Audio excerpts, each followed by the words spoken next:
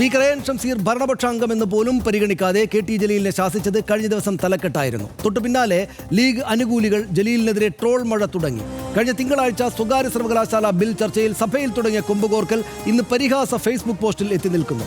മര്യാദയില്ലായ്മയും പ്രിവിലേജുമെല്ലാമാണ് സഭയിലെ ശാസനയിൽ ഉയർന്നു കേട്ടതെങ്കിൽ ഉഷിരും സഹതാപവും പരിഹാസവും ഒക്കെയാണ് ജലീലിന്റെ പോസ്റ്റിൽ നിറഞ്ഞു നിന്നത്. ആദ്യം എന്താണ് സംഭവിച്ചത് എന്ന് കാണാം. 59 സെക്കൻഡിൽ ശേഷം ഈ വിഷയം RDX വിശദമായി ചർച്ച ചെയ്യുന്നു. സ്വകാര്യ സർവകലാശാല ബില്ലിലെ നിയമസഭാ പ്രസംഗഭാഗം പങ്കുവച്ചാണ് സ്പീക്കർ AN ഷംസീറിനെ ഉന്നമിട്ടുള്ള ജലീലിന്റെ മറുപടി. കാര്യങ്ങൾ പറഞ്ഞപ്പോൾ സമയം നീണ്ടുപോയത് ക്രിമിനൽ കുറ്റമായി ആർക്കെങ്കിലും തോന്നിയെങ്കിൽ സഹതാപമുണ്ടെന്ന് ജലീൽ. ലീഗ് കോട്ടയായ മലപ്പുറത്ത് നിന്ന് തുടർച്ചയായ 4ാം തവണയും നിയമസഭയിൽ എത്തിയതിനാൽ ഉശിര് കൂടുമെന്ന് ഓർമ്മപ്പെടുത്തൽ. മക്കയിൽ ഈന്തപ്പഴം വിൽക്കുന്നവർക്ക് അതത്ര എളുപ്പം പിടികിട്ടില്ലെന്നും പരിഹാസം. തിങ്കളാഴ്ചയാണ് ജലീലും സ്പീക്കർ AN ഷംസീറും തമ്മിൽ ഉരസിയത്. ജലീലിന്റെ പ്രസംഗം 10 മിനിറ്റ് കഴിഞ്ഞതോടെ അവസാനിപ്പിക്കണമെന്ന് പലതവണ സ്പീക്കർ ആവശ്യപ്പെട്ടു. 17 മിനിറ്റ് കഴിഞ്ഞിട്ടും പ്രസംഗം തുടർന്നതോടെയായിരുന്നു സ്പീക്കറുടെ രൂക്ഷമായ ശാസന.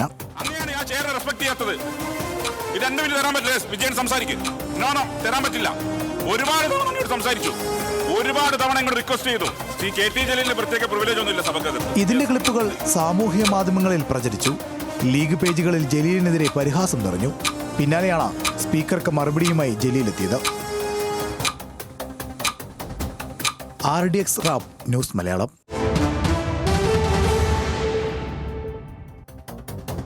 സ്പീക്കറുമായി ബന്ധപ്പെട്ട് സഭയിലുണ്ടാകുന്ന കാര്യങ്ങൾ ആദ്യമായിട്ടല്ല, നമുക്കത് വിശദമായിട്ട് പരിശോധിക്കാം. അന്ന് 24-ാം തീയതി സഭയിൽ നടന്നത് എന്താണ് എന്ന് നമുക്ക് വളരെ പെട്ടെന്ന് പരിശോധിച്ചിട്ട് വരാം. സഭയിൽ സ്വകാര്യ സർവകലാശാല ബില്ലിലായിരുന്നു നിയമസഭയിൽ ചർച്ച നടന്നിരുന്നത്. അന്ന് 24-ാം തീയതി 10 മിനിറ്റ് കഴിഞ്ഞിട്ടും KT ജലീൽ പ്രസംഗം നിർത്തിയില്ല, പ്രസംഗവുമായിട്ട് മുന്നോട്ട് പോവുകയായിരുന്നു.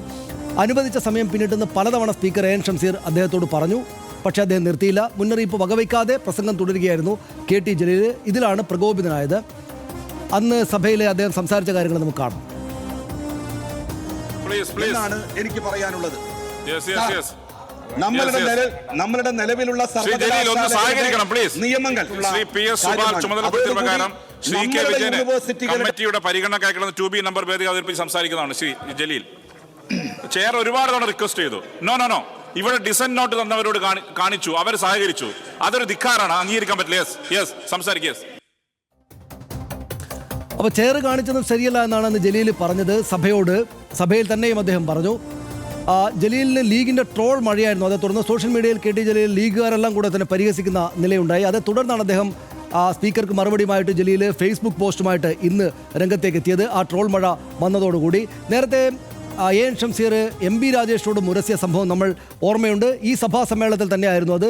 സ്പീക്കറുടെ അനുവാദമില്ലാതെ മന്ത്രി മറുപടി നൽകിയതോടെ സ്പീക്കർ ചട്ടം ഓർമ്മിപ്പിക്കുകയായിരുന്നു. മന്ത്രി സംസാരിക്കുന്നതിനിടയിൽ തിരുവഞ്ചൂർ ചോദ്യം ചോദിച്ചു, മന്ത്രി മറുപടി നൽകി എന്നതാണ് അവിടെ ഉണ്ടായത്. ഷട്ടിൽ കളിയല്ല നിയമസഭയിലെ ചർച്ചയെന്ന് AN ഷംസീർ പറഞ്ഞു. എനിക്ക് തോന്നുന്നു അവിടെ ഒരു വാക്കൗട്ട് പ്രസംഗത്തിനിടെ സമയത്തെ ചൊല്ലി സതീശനും സ്പീക്കറും നേർക്കുനേർ വരികയാണ് ഉണ്ടായത്. സതീശൻ്റെയും പ്രശ്നമുണ്ടായിരുന്നു. പറഞ്ഞിട്ടേ പോകുമെന്ന് പ്രതിപക്ഷ നേതാവ് വിരട്ടൽ വേണ്ടെന്ന് സ്പീക്കർ അവിടെ പറഞ്ഞു. MB രാജേഷും സതീശനും ചെയറിനെ നോക്കി സംസാരിക്കണമെന്ന് ഷംസീർ, അങ്ങനെ ഇല്ല എന്ന് സതീശൻ പറഞ്ഞു. ഇത് വാക്ക് തർക്കത്തിന് ഇടയാവുകയായിരുന്നു. പ്രതിപക്ഷ നേതാവ് സ്പീക്കർ വാക്പോര് സഭയിൽ പതിവ് കാഴ്ചയാണ് എന്ന കാര്യവും നമ്മൾ ഓർക്കണം. ഓരോ അംഗവും അവരവരുടെ സീറ്റിൽ എഴുന്നേറ്റ് നിന്ന് സംസാരിക്കണമെന്ന് ആണ് സഭയിലെ പെരുമാറ്റച്ചട്ടം. സംസാരിക്കേണ്ടത് സ്പീക്കറെ അഭിസംബോധന ചെയ്താകണം എന്നുകൂടെ ചട്ടമുണ്ട്. ബിൽ ചർച്ചയിൽ ഓരോ കക്ഷിക്കുമുള്ള സമയം നേരത്തെ നിശ്ചയിക്കും എന്നതാണ് സഭയിലെ പൊതുകാര്യങ്ങൾ. നമുക്കറിയാം, ശ്രദ്ധിക്കുന്ന ആൾക്കറിയാം, എത്ര പേർ സംസാരിക്കുന്നതനുസരിച്ച് കക്ഷികൾക്ക് സമയം വീതിച്ചു നൽകുകയാണ് ചെയ്യുക. ആ സമയം മാനേജ് ചെയ്യേണ്ട ഉത്തരവാദിത്തം സ്പീക്കർക്കുണ്ട്. അനുവദിച്ച സമയം പിന്നിട്ടാൽ സ്പീക്കർ മുന്നറിയിപ്പ് നൽകും. ഇതൊക്കെ നമ്മൾ സ്ഥിരമായിട്ട് കേൾക്കുന്നതാണ്. അവിടെ നിന്ന് പ്രസംഗം അല്പം നീണ്ടാലും സാധാരണ സ്പീക്കർ അനുവദിക്കുകയാണ് ചെയ്യുക. എനിക്ക് തോന്നുന്നു VD സതീശനും MB രാജേഷുള്ള തർക്കം കൂടെ വീഡിയോ ആയിട്ട് നമുക്ക് കാണാൻ പറ്റും. ഇത് കഴിഞ്ഞതിന് ശേഷം ക്രമാതീതമായി നീണ്ടാൽ സ്പീക്കർ ഇടപെട്ട് അവസാനിപ്പിക്കുകയാണ് ചെയ്യുക. വാക്കൗട്ട് പ്രസംഗമാണെങ്കിൽ എന്തുകൊണ്ട് സഭ വിടുന്നു എന്ന് മാത്രം പറയണമെന്നാണ് കീഴ്വഴക്കമുള്ളത്. ഈ ഷംസീറിൻ്റെ രാഷ്ട്രീയ യാത്ര ഒന്ന് പെട്ടെന്ന് പരിശോധിച്ചപ്പോൾ എല്ലാവർക്കും അറിയാവുന്നതാണ്. പൊതുരംഗത്തേക്കുള്ള പ്രവേശനം SFI വഴിയാണ്. അതേ തുടർന്ന് അദ്ദേഹം DYFI നേതാവൊക്കെ ആയിട്ട് അങ്ങനെ പ്രവർത്തിച്ചു. കണ്ണൂർ സർവകലാശാല യൂണിയൻ്റെ പ്രഥമ ചെയർമാനായിരുന്നു AN ഷംസീർ. SFI സംസ്ഥാന സെക്രട്ടറി, അഖിലേന്ത്യാ ജോയിൻറ്റ് സെക്രട്ടറി എന്നീ സ്ഥാനങ്ങളിലെല്ലാം എത്തിയതിനു ശേഷമാണ് അദ്ദേഹം ഇപ്പോൾ വഹിക്കുന്ന പദവിയിലേക്ക് എത്തി. DYFI സംസ്ഥാന പ്രസിഡന്റിൻ്റെ ചുമതലകൾ വഹിച്ചു അദ്ദേഹം. പാർട്ടിയിൽ കോടിയേരി ബാലകൃഷ്ണന്റെ പ്രിയ ശിഷ്യനും തലശ്ശേരിയിൽ അദ്ദേഹത്തിന് അനുയായിയുമായിരുന്നു. അദ്ദേഹത്തിന്റെ പിൻഗാമിയായിട്ടാണ് തലശ്ശേരിയിൽ വന്നത്. രാഷ്ട്രീയ ജീവിതത്തിലുടനീളം കോടിയേരി ബാലകൃഷ്ണന്റെ പരിചയം കവചവും തീർത്തു എന്നത് രാഷ്ട്രീയമായിട്ട് അദ്ദേഹത്തെ വിലയിരുത്തിയ ആളുകൾ പറയും. 2014 വടകരയിൽ നിന്ന് ലോക്സഭയിലേക്ക് മത്സരിച്ച് മുല്ലപ്പള്ളിയോട് തോറ്റു. ആദ്യ മത്സരം എന്ന് കാണാവുന്നതാണ്. 2016 AP അബ്ദുൽകുട്ടിയെ തോൽപ്പിച്ച് തലശ്ശേരിയിൽ നിന്ന് നിയമസഭയിലേക്ക് എത്തി. 2016 തന്നെ നിയമസഭയിലെത്തി. 2021 MP അരവിന്ദാക്ഷനെയാണ് തോൽപ്പിച്ചത്. 36,801 എന്ന വലിയ ഭൂരിപക്ഷത്തിലാണ് AN ഷംസീർ സഭയിലേക്ക് എത്തിയത്. 2022 സെപ്റ്റംബർ 12 മുതൽ കേരള നിയമസഭയുടെ 24ാമത് സ്പീക്കറാണ്. MP രാജേഷ് പിൻഗാമിയായിട്ടാണ് അദ്ദേഹം വന്നത്. ആ പദവിയിലാണ് ഇപ്പോൾ അദ്ദേഹം ഇരിക്കുന്നത്.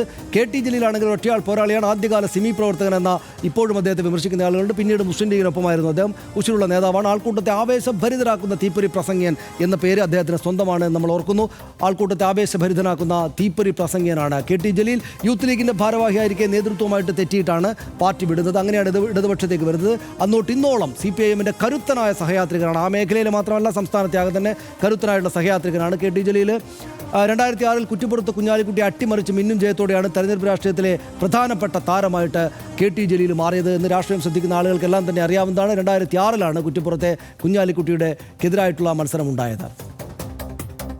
2011, 16, 21 വർഷങ്ങളിൽ തവനൂർ മണ്ഡലങ്ങളിൽ നിന്ന് നിയമസഭയിലേക്ക് എത്തുകയാണ് KT ജലീൽ. അങ്ങനെ അദ്ദേഹത്തിൻ്റെ പെർഫോമൻസ് കണ്ട് 1ാം പിണറായി സർക്കാരിൽ തദ്ദേശം, ഉന്നത വിദ്യാഭ്യാസം, ന്യൂനപക്ഷ ക്ഷേമം തുടങ്ങിയ വകുപ്പുകളെല്ലാം ചുമതല അദ്ദേഹത്തിനുണ്ടായിരുന്നു. ബന്ധു നിയമന വിവാദത്തെ തുടർന്നാണ് 2021 ഏപ്രിൽ 13 മന്ത്രിസ്ഥാനത്ത് നിന്ന് അദ്ദേഹം രാജിവെച്ചത്. നമുക്ക് ആ കാര്യം ഓർമ്മയുണ്ട്. സ്വർണ്ണക്കടത്ത് കേസിലും പേര് ഉയർന്നു കേട്ടു. പലതരത്തിലുള്ള ആരോപണങ്ങൾ ഉണ്ടായിരുന്നു. ED വിളിച്ചു വരുത്തി ചോദ്യം ചെയ്തു അദ്ദേഹം. പക്ഷേ ഒന്നും അദ്ദേഹത്തെ ബാധിച്ചതേയില്ല. സ്വർഗസ്ഥനായ ഗാന്ധിജി എന്ന ഏറ്റവും പുതിയ പുസ്തകത്തിൽ ED ഇനി മത്സരത്തിലില്ല എന്ന സൂചന അദ്ദേഹം നൽകിയിട്ടുണ്ട്. ഒന്ന്, നേരത്തെ നമ്മൾ കണ്ട ചില കാര്യങ്ങൾ കൂടെയുണ്ട്. VD സതീശൻ്റെയും MP രാജേഷുമായിട്ടും അദ്ദേഹം സ്പീക്കർ കോർത്ത ആ വിഷ്വലുകളിലേക്ക്. മിനിസ്റ്റർ, ഒരു മിനിറ്റ്. ഈ ചെയർ അറിയാതെ ഈൽഡ് ചെയ്താൽ മൈക്കിന് കിട്ടില്ല. അത്രേ പറയുന്നുള്ളൂ. ഇനി അങ്ങയുടെ അനുവാദത്തോടു കൂടി മാത്രമേ എല്ലാ അംഗങ്ങൾക്കുള്ള ഒരു പൊതു നിർദ്ദേശമാണ്. ഇത് അങ്ങോട്ടും ഇങ്ങോട്ടുള്ള കളിയല്ല, ടെന്നീസ് കളിയല്ല. അല്ല, നിങ്ങൾ പാലിക്കേണ്ട സമയം നിർത്തണമെന്നേ പറയുന്നുള്ളൂ. ഏറ്റവും കുറച്ച് സംസാരിക്കുന്നത്. അതെ, ഇപ്പൊ തന്നെ 9 മിനിറ്റ് കഴിഞ്ഞു. 9 മിനിറ്റ് കഴിഞ്ഞു. ഞാൻ തീർത്തോളാം. അല്ല, അങ്ങനെ ഇടപെടാൻ പാടില്ല എന്ന് പറയാൻ പാടില്ലല്ലോ. യെസ്, അങ്ങനെ റൂൾ ചെയ്യാൻ പാടില്ല. ചെയറിനോട് റൂൾ ചെയ്യാൻ പാടില്ല.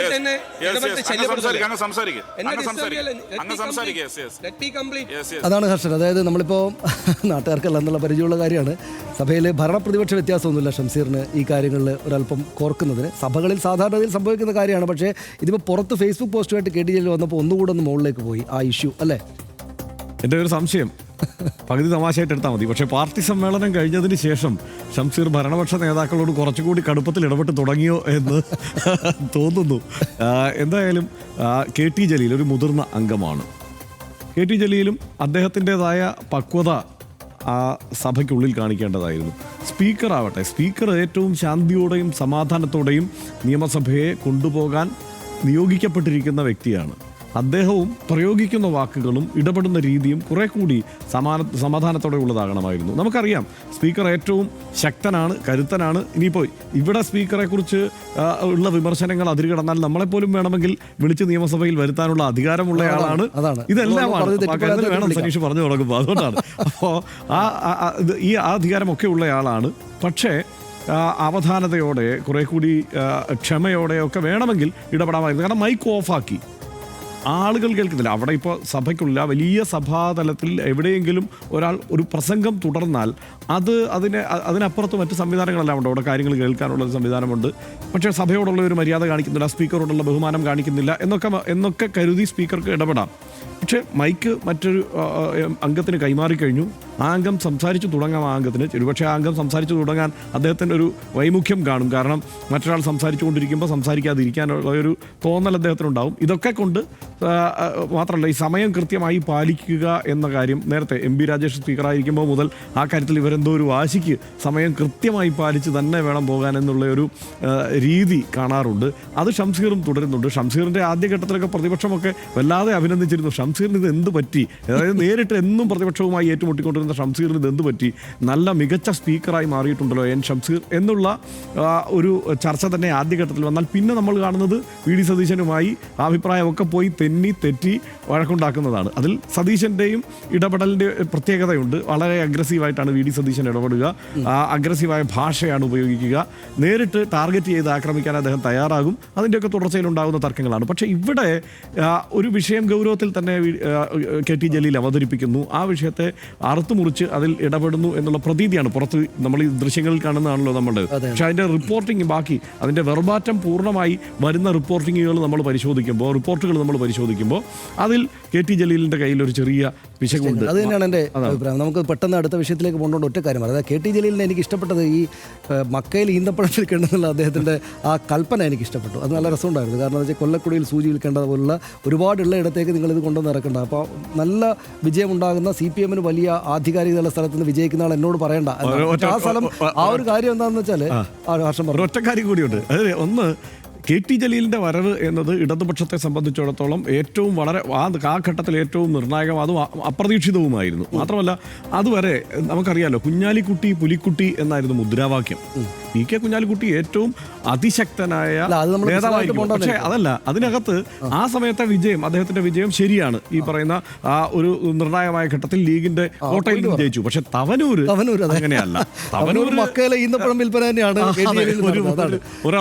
അതിനകത്ത് എനിക്ക് ജലീലിനോടുള്ള വിയോജിപ്പ്, എനിക്ക് വലിയ ആദരവുള്ള ആളാണ് K T Jaleel. N Shamseer വളരെ ഒരു 10-18 വയസ്സ് തൊട്ട് എനിക്ക് അറിയാവുന്ന, അദ്ദേഹത്തിന് 18 വയസ്സുള്ളപ്പോൾ തൊട്ട് എനിക്ക് അറിയാവുന്ന ആളാണ്.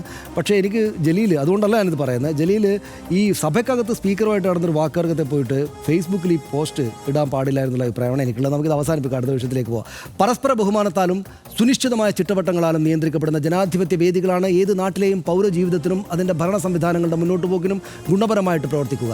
അനുവദിച്ച സമയം കഴിഞ്ഞെന്ന് സ്പീക്കർ ഓർമ്മപ്പെടുത്തുമ്പോൾ അതോട് വഴങ്ങുകയും ആ സംവിധാനത്തോട്, ഓർക്കുക ആ വ്യക്തിയോടെന്നല്ല സ്പീക്കർ എന്ന ആ സംവിധാനത്തോട് ആദരവോടെ വഴങ്ങുകയുമാണ് കെ ടി ജലീൽ ചെയ്യേണ്ടിയിരുന്നത് എന്ന് RDX വിചാരിക്കുന്നു. അത് ചെയ്തില്ല എന്ന് മാത്രമല്ല, പുറത്തിറങ്ങി നടത്തുന്ന അഭിപ്രായ പ്രകടനങ്ങൾ കൂടെ സംവിധാനത്തെപ്പറ്റി മോശം ചിത്രം നാട്ടുകാർക്കുണ്ടാക്കുകയാണ് ചെയ്യുക. ജലീൽ അങ്ങനെ പെരുമാറരുതായിരുന്നു.